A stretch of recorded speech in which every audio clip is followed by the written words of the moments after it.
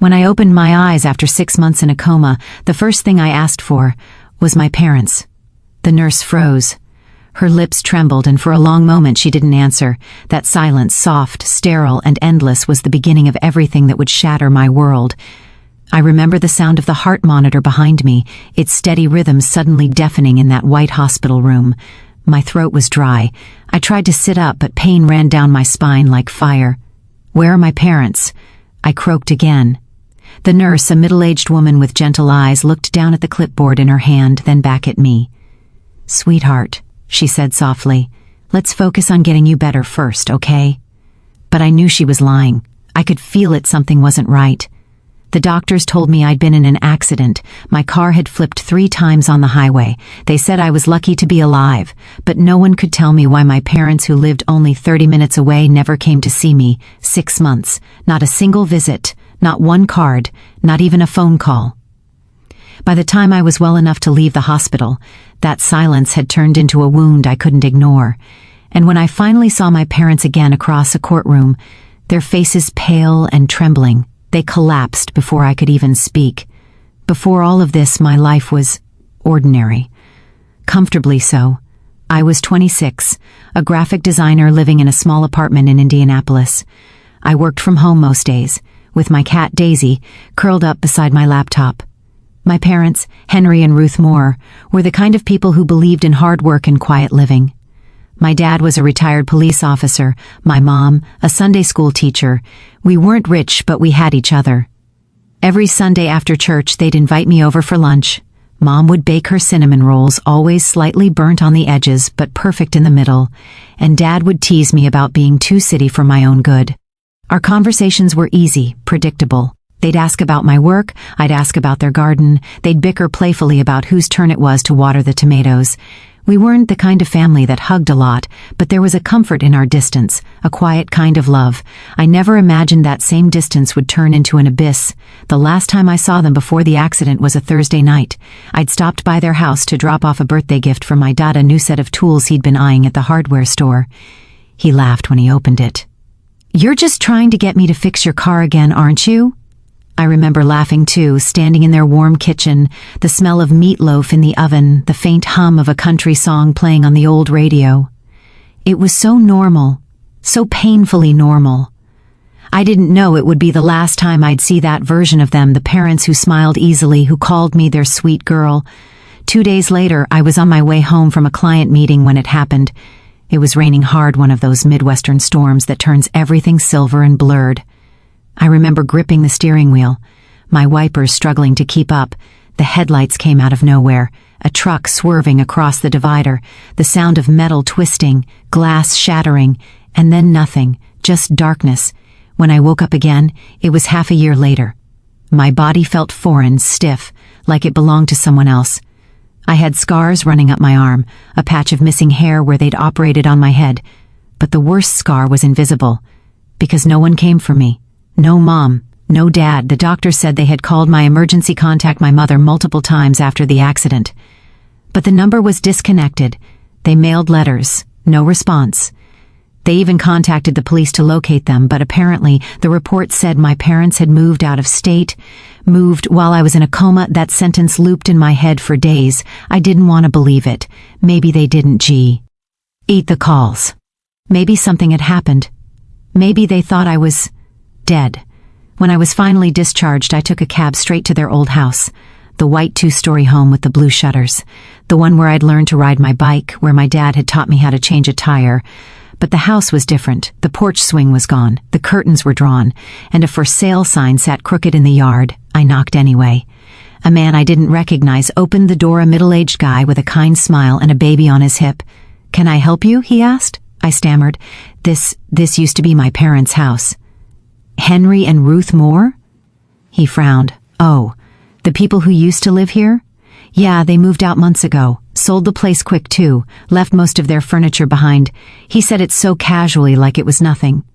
But to me, it felt like the ground had been pulled from under my feet. That night, I sat in a cheap motel room staring at my reflection in the mirror. My face was pale, my hair thinner, my eyes hollow. I whispered to myself, why would they leave me? There was no answer, Only silence. For weeks I tried to track them down. I called every relative I knew. My Aunt Janet said she hadn't heard from them in months. My cousin Ben thought they'd moved to Florida. Florida. The same place my mom used to say she'd never moved to, not with all those hurricanes. I started to wonder if they were hiding from something or someone. I filed a missing persons report. But the officer, a young man who looked barely out of college, gave me a look I'll never forget, half pity, half confusion. "Ma'am," he said, flipping through his tablet, "it looks like your parents aren't missing. They're listed under a new address in Ohio." Ohio. I asked for the address. He hesitated but eventually gave it to me. I remember sitting in my car that night with the paper trembling in my hands. The address stared back at me like a dare. I didn't go right away. I was scared of what I might find, but eventually, curiosity won over fear. And that's when everything changed. It took me 3 days to gather the courage to drive to that Ohio address, 3 days of pacing around my small apartment, packing and unpacking a single suitcase, replaying every conversation I'd ever had with my parents. I kept thinking, if they really moved, why didn't they tell me? Why didn't they visit the hospital? The address led me to a quiet suburban street in Dayton. Rows of neat, identical houses lined the block, each with manicured lawns and cheerful mailboxes shaped like little cottages. It didn't feel like my parents' kind of place. They'd always loved the countryside, dad with his old tool shed, mom with her vegetable garden. This looked too polished. Too new. Their house was at the end of the street, white siding, black shutters, and a red door. It looked perfect, like a picture from a real estate ad. I parked across the street and just sat there for a long while, my fingers gripping the steering wheel. When I finally stepped out of the car, my legs felt weak. I walked up to the porch, each step heavy. I knocked once, then twice. Through the window I saw movement. Curtains shifted, and then the door opened. My mother stood there. Her hair was shorter, streaked with gray, and her eyes were ringed with shadows, but it was her. My mother. For a moment she didn't speak. Her hand clutched the edge of the door like she needed it to stay upright. "Mom," I whispered. My voice cracked. "It's me." Her lips parted but no sound came out. She just stared like she was seeing a ghost. Then, faintly, "Emily?" I nodded, tears already stinging my eyes. "Yeah, it's me, Mom.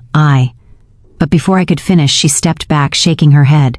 No, you can't be here." Her voice was trembling. "You shouldn't have come." The words hit me like ice water. "What do you mean?" I asked, my chest tightening. "I was in a coma for 6 months. I woke up and Mom, you never came. You Neve. R even called. I thought you were dead." Her eyes darted behind me, toward the driveway. "You need to leave," she whispered urgently. "Please, Emily, just go." I heard a man's voice from inside. "Ruth? Who is it?" And then my father appeared in the doorway. He froze when he saw me. His face went pale, his body stiff as stone. For a moment, the three of us just stood there, me on the porch, them in the doorway, years of love and confusion between us. Then he said something I'll never forget. "Emily, you were supposed to be dead." I didn't understand. "What are you talking about?" I said. "Dad, what do you mean I was supposed to be dead?" He ran a hand over his face, his voice cracking. We were told you didn't make it." "By who?" "The hospital had my name, my records, my ID. They called them. I knew they did." "No," I said firmly, shaking my head. "That's not true. They tried calling you. They sent letters. The number didn't work." Mom whispered. "We thought it was a mistake. We even had a service. My stomach turned. "You had a funeral for me?" Dad nodded, silent tears glistening in his eyes. "We buried an empty coffin, Em. They said your body was too damaged for viewing. They said it was you." I could barely breathe. It made no sense. How could a hospital, an entire system, make such a mistake? But as I looked at them, standing there trembling, I realized something deeper. This wasn't just confusion or grief. It was guilt. Something in their eyes told me they weren't just victims of a mix-up. They were hiding something. They invited me inside, reluctantly. The house was spotless, like a model home. Not a single photo of me in sight. Not one trace that I had ever existed. On the mantel were pictures of them smiling beside a young man I didn't recognize. A man in his 30s, with dark hair and an easy grin. "Who's that?" I asked, pointing at the frame. Mom looked away. "That's James. He helps us with the community center." Her voice was too quick, too rehearsed. I ran my hand over the picture. "He looks familiar," Dad cleared his throat. "Emily, you should rest. You've been through enough." But I couldn't stop looking at the photo. Something about the man's eyes, it nagged at me. That night, when they thought I was asleep in the guest room, I heard them arguing downstairs. "She wasn't supposed to come back," my mother whispered harshly. "You told me she was gone. You told me we'd never have to. Keep your voice down," Dad hissed. "If she finds out what we did." I didn't hear the rest. My heart was pounding too loud. What they did. I sat in that dark room, the moonlight cutting across the floor, and felt the walls close in. Whatever had happened, whatever secret they were hiding it, was big enough to make my parents pretend I was dead. The next morning, I left before sunrise. I told them I was going for a walk, but I never came back. I drove to a nearby diner and sat in a corner booth, staring at a cup of coffee I couldn't drink. Then I opened my laptop and started digging. First, I looked up my accident report. There it was, filed 6 months ago, same date, same highway. But under next of kin, it listed Henry and Ruth Moore, deceased. Deceased. The hospital had it reversed. They thought my parents were dead. But that didn't explain why they thought I was dead. I needed proof, something official. So I contacted the county clerk's office. When I gave them my name, the clerk hesitated. "Miss Moore," she said carefully, "according to our records, you were declared legally deceased on April 17th. The words hit me like a punch. Declared deceased. By whom? "Your parents," she said. "They signed the affidavit themselves." I remember sitting there, the phone pressed to my ear, my vision blurring. My parents, my own parents, had signed papers declaring me dead. This wasn't a mistake. It wasn't confusion. They'd done it intentionally. But why? I thought back to that photo of the man in their house, the one they called James, the one my mother couldn't look me in the eye about. I had a feeling he had something to do with it, and I was right. That night, I drove back to Dayton and parked near their house again. The lights were off, but another car was parked in the driveway, the same black sedan I'd seen in the photo, with a license plate starting with J27. I waited. Around midnight, the door opened and a man stepped out. The same man from the picture. He kissed my mother on the cheek before getting into his car. My chest went cold. That wasn't helping at the community center. That was something else entirely.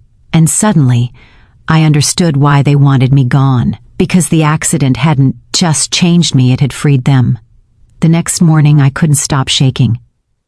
I sat in my car outside a laundromat across from their perfect white house, watching them through the glass. My mother came out around 8:30 a.m., her hair pinned neatly, wearing a soft pink sweater I recognized done I'd bought her last Christmas. She carried a small tote bag, glanced up and down the street, and got into that same black sedan. James was driving. They looked comfortable.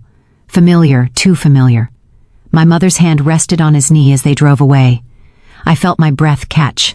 The sound that left me wasn't quite as so bit, was smaller, quieter, like the air being knocked out of me. For an hour I sat there gripping the steering wheel so tight that my knuckles turned white. Was she having an affair? Was that the reason for everything? It didn't make sense. My parents had been married for 35 years. They'd survived my father's job, my teenage rebellion, money struggles, all of it. And now this? Why would they fake my death? Why would they walk away from me for him? I needed answers. I followed them. They drove to the next town over, to a quiet coffee shop tucked behind a flower market. Through the window, I watched them laugh, really laugh, the way they never used to. My father used to be the only one who could make her laugh like that. When they stood up to leave, my mother leaned in and kissed him. Not quick, not hesitant, slow, familiar. My stomach twisted. I felt like I was watching a stranger wear my mother's face. That night, I called my Aunt Janet. She was my mother's older sister, the kind who always knew more than she let on. When she answered, her voice was cautious. "Emily? Honey, where are you? I heard you woke up." "I did," I said quietly, "and I found them. They're in Ohio." There was silence on the other end. "You found them," she repeated. "Oh, Lord. Aunt Janet, tell me the truth. Why did they leave me? Why did they sign those papers?" Her voice trembled. "Emily, maybe you shouldn't dig this up. Sometimes knowing the truth only brings pain." I took a shaky breath. I already am in pain. I deserve to know why my parents buried me alive. For a long time, she said nothing. Then, finally, your father didn't know at first. But your mother, she made him believe it was best, what was best. She sighed, to protect something, or someone. That name, James, came back to me like a whisper. Who is James? I asked. Aunt Janet hesitated. You remember when your father retired from the police department? That was about 2 years ago, right? Yes. Well, before that your mother started volunteering at the local community center. That's where she met James. He was younger, in his 30s, worked there as a coordinator. Okay. Her voice grew quieter. There were rumors, Emily. People said they were too close. Your father found out, but he didn't leave her. Ed, Aunt Janet said softly. But she changed after that. She sold the house, cut off the family, moved with him. E opened a full investigation. It turned out James had been working a new angle. He'd started posing as a grief counselor who helped families navigate insurance claims. He'd find emotionally vulnerable people, widows, retirees, parents in shock, and convince them to finalize paperwork for quick settlements. My mother wasn't just manipulated. She'd signed willingly, and my father, he trusted her. The first time I met with the prosecutor, she leaned across her desk and said, Emily, are you ready for what comes next? This will be public. You'll have to face them in court. I nodded, but inside I wasn't ready. How could anyone be ready to look their parents in the eye and ask them why? The pretrial hearing was small. My parents hadn't seen me yet. Their lawyers handled everything through email, claiming they weren't emotionally stable enough for direct contact. I almost believed it, until I saw the bank records showing weekly withdrawals from that same account, vacations, new furniture, even jewelry. They were living comfortably on the ashes of my life. The trial date was set for March 8th. I counted down the days, each one feeling heavier than the last. At night, I'd sit by the window watching the streetlights flicker, whispering to myself, You're not doing this out of hate. You're doing this for the truth. But the truth didn't feel noble. It felt dirty. It felt like betrayal wearing justice's clothes. The morning of the trial, I wore a plain navy dress and no makeup. I didn't want to look vengeful. I wanted to look real. When I entered the courtroom, the air felt cold, almost sterile. The echo of footsteps, the faint shuffle of papers, the low hum of whispered conversations. And then, the door opened. They walked in together. My mother's hair was pinned back neatly, her lips pressed tight. My father looked smaller than I remembered, his once broad shoulders stooped, his face gray with exhaustion. They didn't see me at first, but when they did, it was as if time stopped. My mother's hand flew to her mouth. My father's knees buckled slightly. For a second, I thought he'd faint. The entire courtroom went silent. The judge, confused, looked between us. Is something wrong? My parents just stared wide-eyed, pale, trembling. My father whispered, barely audible, My God, Emily? I swallowed hard. Yes, Dad, it's me. My mother let out a sound that didn't even sound human, a mix of a gasp and a sob. Her knees gave out and she collapsed against the table. The bailiff rushed over, helping her into a chair. The courtroom buzzed with shock. Reporters scribbled notes. The audience whispered. I stood there, frozen, my heart hammering against my ribs. I had imagined that moment so many times. I thought I'd feel satisfaction, vindication, but all I felt was grief. The hearing began. The prosecutor laid everything out, how James had conspired with my parents to file a false death claim, how they'd forged signatures and profited from my insurance policy. Photos of me in the hospital were displayed on the projector. The coma, the tubes, the wires. My mother turned her face away. My father couldn't stop shaking. When it was my turn to speak, I stood slowly, my palms damp. Your Honor, I began, my voice trembling. I wish I could tell you I'm here for money. I'm not. I don't want a dime from them. I just want to understand how two people who raised me could sign a paper that said I no longer existed. I turned toward my parents. Mom, I whispered, I woke up in that hospital and asked for you. Every nurse looked at me like I was fragile glass.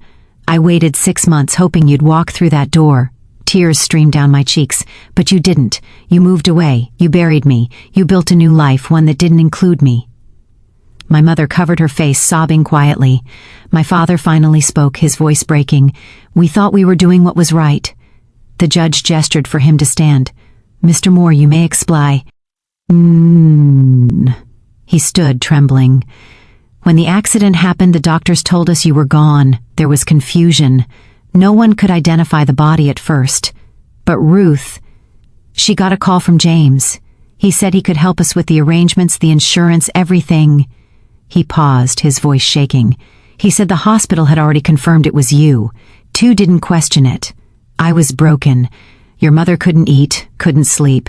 He handled everything. He looked at me, eyes red. By the time we realized it was all wrong, it was too late. The money was gone. The papers were signed. And we were ashamed. I stared at him, searching for something, remorse, truth, love. All I saw was a man drowning in his own choices. My mother finally lifted her head. Her eyes were red, her face streaked with tears. "Emily, I didn't know how to face you," she said softly. I thought, if I pretended it was real, maybe the pain would stop. And then James said he'd take care of us. He said we could start over. She shook her head. I didn't realize what I'd done until I saw your picture in the paper. The article said a survivor had woken up after 6 months in a coma, and two recognized your eyes. I knew it was you. Her voice cracked. I couldn't breathe. I couldn't tell your father. I didn't know how. I wanted to scream. I wanted to cry. But all I could do was stand there, numb. James didn't show up that day. His lawyer claimed he'd fled the state 2 weeks earlier. A warrant was issued for his arrest. The court found my parents guilty of insurance fraud and perjury, but the prosecutor recommended leniency due to manipulation and emotional distress. They were sentenced to probation and community service. The money, what was left of it, was seized and returned to my name. But none of it mattered, because no punishment could undo the feeling of being abandoned by the two people I loved most. After the hearing ended, they tried to approach me. My father reached out, his hand trembling. "Emmy, please." I stepped back. My voice was quiet but steady. "You buried me once, Dad. Don't ask me to dig myself up again." He lowered his hand. My mother sobbed quietly behind him. I turned and walked out of that courtroom, the sound of their cries echoing behind me. It wasn't triumph, it wasn't closure, it was grief wearing justice's mask. When the gavel fell that day, something inside me didn't shatter, it simply went still, like a candle flame that had burned too long, finally surrendering to its own exhaustion. After everything that happened in that courtroom, the town whispered. The news made its rounds. Parents abandon daughter in coma. Family lawsuit ends in emotional collapse. I didn't read any of it. I didn't even watch the clips that my lawyer said were trending online. I rented a small apartment on the edge of town, a quiet place, overlooking a line of sycamore trees and a narrow creek that hummed softly at night. The world felt heavy, but the silence was kind. For weeks, I barely spoke to anyone. I lived on oatmeal, tea, and long stretches of staring out the window. I was alive, but I wasn't living. And yet, in those empty days, I began to remember something my mother once told me when I was little. When you can't find strength, find stillness. It'll come to you. I used to think she said that just to calm me down after nightmares. Now it felt like she had spoken it for this exact version of me, the woman learning to breathe after betrayal. One morning in late October, I stepped outside barefoot. The air was cold, the kind that nips at your skin but wakes you up. Fallen leaves brushed against my toes. A neighbor, an older woman named June, waved from her porch. She was the kind who always had a fresh pie cooling on her windowsill and a word of kindness tucked behind her smile. She called out, "You look like someone who needs coffee and company." For the first time in months, I smiled. A small, trembling smile, but real. That morning, June Poo read 2 cups of coffee in chipped mugs and told me stories about her late husband, her garden, her cat. I didn't tell her everything about me, not yet, but I listened, and somehow listening to her helped me find my own words again. A few weeks later, I decided to visit the hospital, not because I needed to, but because I had to. Room 216, the one I had spent months in, unconscious. The hallway smelled like antiseptic and faint lemon cleaner. The nurses were different now. None of them recognized me, but I recognized that corridor, the rhythm of heart monitors, the muted whispers, the soft squeak of shoes against polished tile. When I stepped into that room, I froze. There was another patient in the bed, a young woman, maybe early 20s, hooked up to a ventilator. Her mother sat beside her reading aloud from a paperback novel, her hand resting gently on her daughter's wrist. It broke me. It healed me. All at once, I wanted to reach out and tell that woman, "Don't give up. Stay." But I didn't interrupt. I just stood there quietly, whispering a prayer under my breath for them, and maybe still for my parents. Forgiveness wasn't something that came to me in a single wave. It came in pieces, in the way I stopped flinching when I heard my father's name, in the way I stopped replaying my mother's tear-streaked face on that courtroom floor. Some days I still woke up angry. Other days I missed them so much it physically hurt. I started therapy. The first few sessions, I barely spoke. My therapist, a patient woman named Dr. Keller, would ask, "What would forgiveness look like for you?" I never had an answer, but one day I said quietly, "Maybe. It looks like letting the pain belong to the past instead of my present." She nodded. "Then that's where we'll start." Winter came, soft and slow. I put up a small Christmas tree in my apartment. It was only 2 feet tall, barely big enough for the string of lights I'd bought from the dollar store. But when I turned those lights on, something inside me warmed. I didn't have anyone to share it with that year, but I baked cookies anyway. I made enough for June and left them on her porch with a note that said, "Thank you for reminding me that kindness still exists." That night, as snow fell outside my window, I thought about my parents, where they were, what they were thinking. Were they still ashamed? Still broken? I didn't know, but somewhere deep inside me I realized I didn't want them to stay in their guilt forever. I didn't want us to be defined by that courtroom moment. So on New Year's morning, I wrote a letter. It wasn't long, just 1 page. "Mom, Dad, I don't know how to begin this. There's no right way to bridge what's been broken, and maybe it's too soon. But I want you to know that I'm trying to heal, not just from what happened, but from what we all became because of it. I don't hate you. I thought I did for a long time. But I think hate is just pain that hasn't found its way out yet. I'm letting mine go. You hurt me. You left me when I needed you most. But I still remember the years before that, the birthday cakes, the road trips, the times you both held me when I was sick. Those moments were real too. I can't erase one without the other. I'm not ready to see you, not yet. But I wanted you to know I forgive you. Love, Emily." I didn't know if they'd ever read it. I didn't even know where to send it. But I folded it neatly and left it in my desk drawer, a promise to myself that forgiveness, even if incomplete, had begun. A few weeks later, I got a small envelope in my mailbox. No return address. Inside was a note written in shaky handwriting, my mother's. "Emily, you don't have to forgive us. We don't deserve it. But thank you for reminding us that our daughter is still alive, not just in body, but in heart. Your father and I are getting help. We're trying. We're so sorry." There was a tiny pressed daisy tucked inside, the kind she used to put in my lunchbox. I was little. I cried for a long time. Then I took that letter and placed it beside mine in the drawer. 2 letters, 2 attempts at healing. It wasn't perfect, it wasn't complete, but it was a start. The days got longer after that. I found a part-time job at a bookstore downtown. There was something peaceful about stacking shelves, the smell of paper and coffee blending in the air. Sometimes, when I handed a customer a book, I'd feel a strange quiet pride that I was still here, still part of this world. And slowly I began to believe that maybe, just maybe, the rest of my story didn't have to be about pain. It's strange how life continues even after everything. The world keeps spinning. People still buy groceries, argue in parking lots, post photos of sunsets online. And somewhere in that quiet hum of normal life, I learned how to live again. By spring, my story had become part of the local conversation. A journalist from a small community paper asked if I'd give an interview. I hesitated at first. I didn't want to relive it, didn't want to turn my pain into headlines again. But she said softly, "It's not just about what happened to you. It's about what you did next." That sentence stayed with me, so I said yes. We met at a cafe downtown, the kind with chalkboard menus and 2 loud espresso machines.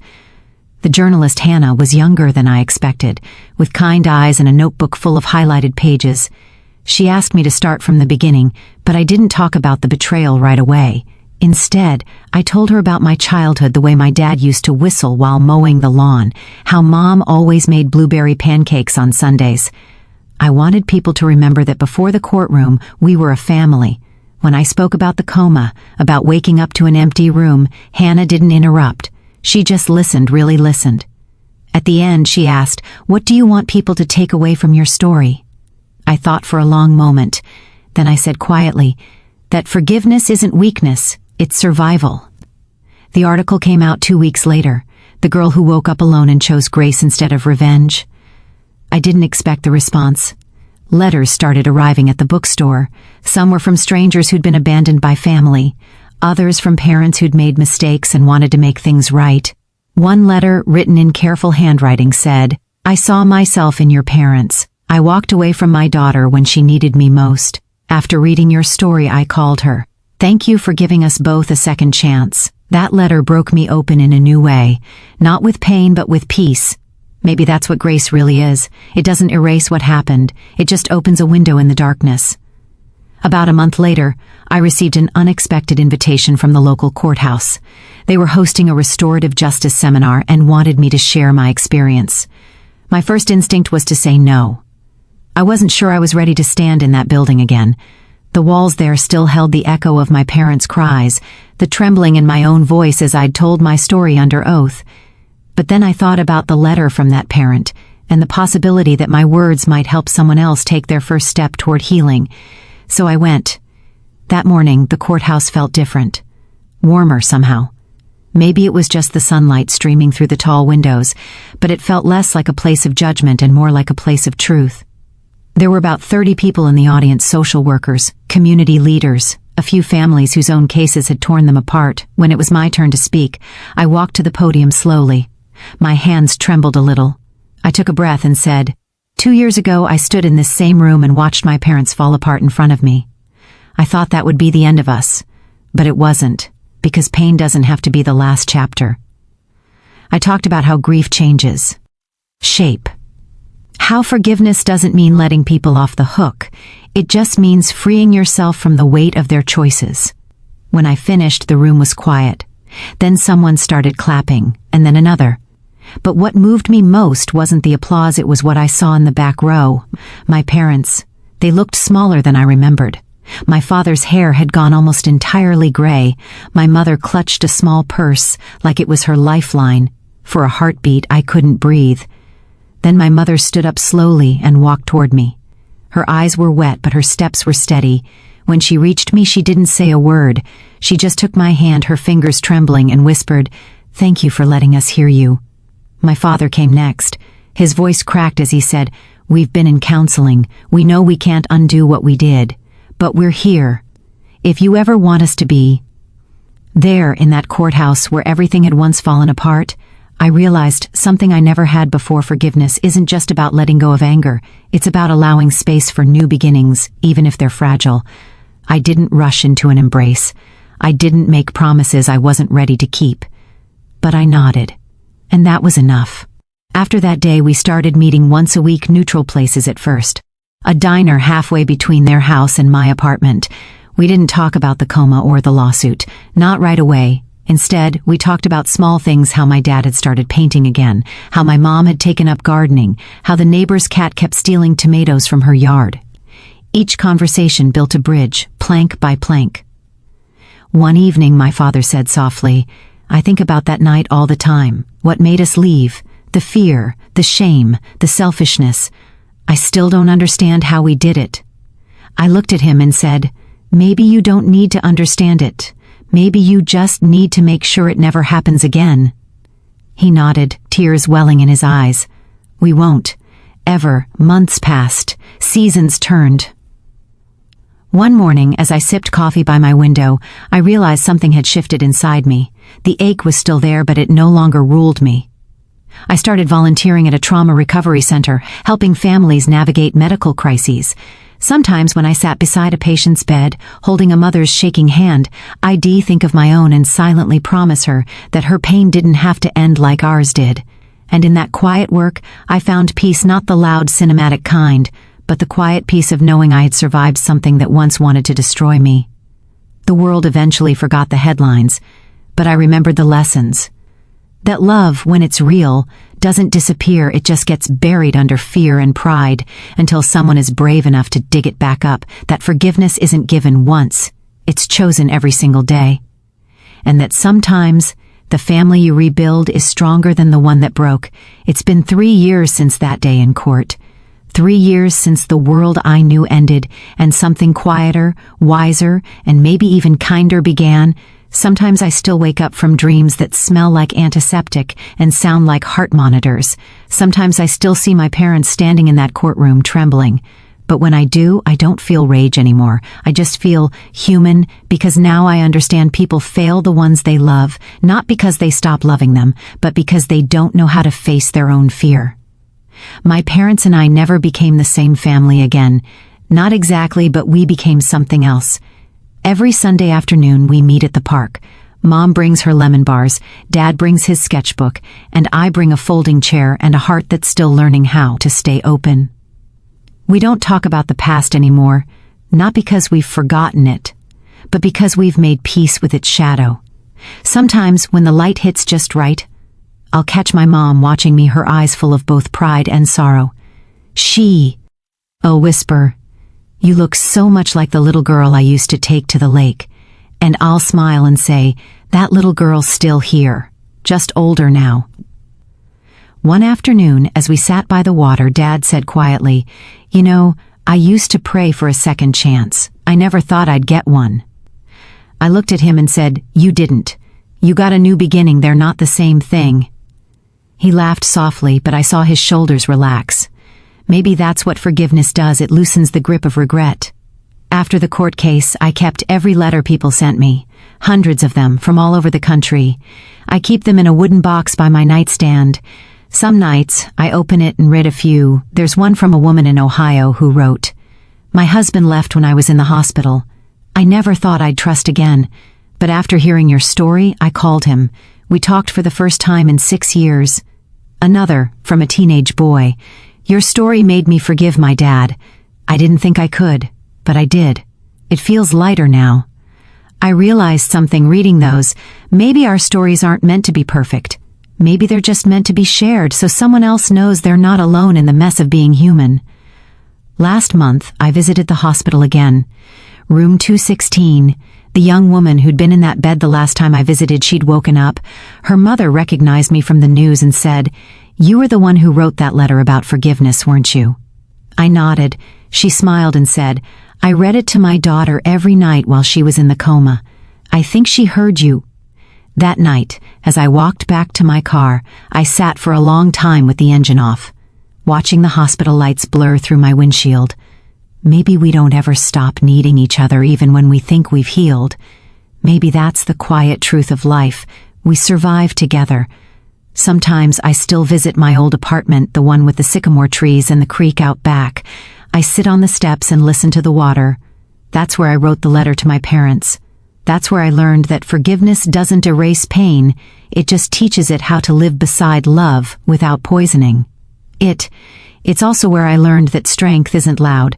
Sometimes it's just getting up in the morning, making coffee, and choosing to be gentle, even when the world hasn't been gentle with you. When people ask me now, "How did you do it? How did you forgive them?" I tell them the truth. I didn't do it all at once. I forgave them 100 times, in 100 small ways. Every time I chose not to lash out, every time I saw their faces and didn't walk away, every time I said, "That was then, this is now." Forgiveness isn't a grand gesture. It's a daily choice, and some days you'll fail at it, but that's okay, because healing doesn't mean never hurting again. It just means the hurt no longer controls your life. The last time I saw my parents, we were leaving the park. My mom hugged me, the kind of hug that lingers, like she's afraid I'll vanish. She whispered, "We love you, Emily," and for the first time in years, I said it back. Not out of duty, but because I meant it. I think that's the truest miracle of all, not that we survived what happened, but that love somehow survived inside it. Now, when I tell my story, whether it's at a seminar, a classroom, or even just over coffee with a stranger, I always end with this. We don't get to choose what breaks us, but we do get to choose what we become after the breaking. And maybe, if we're lucky, we find that the cracks don't ruin us. They just let the light in. So, if you're listening to this right now and someone has hurt you beyond words, I won't tell you to forget. I won't even tell you to forgive right away. But I will tell you this, your pain doesn't define you. Your healing does. Take your time, breathe, be still. Because one day, you'll wake up and realize that the anger that used to burn you alive has turned into warmth, and that RMTH. That's peace. Would you have forgiven them? Would you have let them back into your life? Tell me in the comments below, and remember sometimes, grace is the bravest thing we can choose. Thank you for listening. I'm Mary, and this was my story.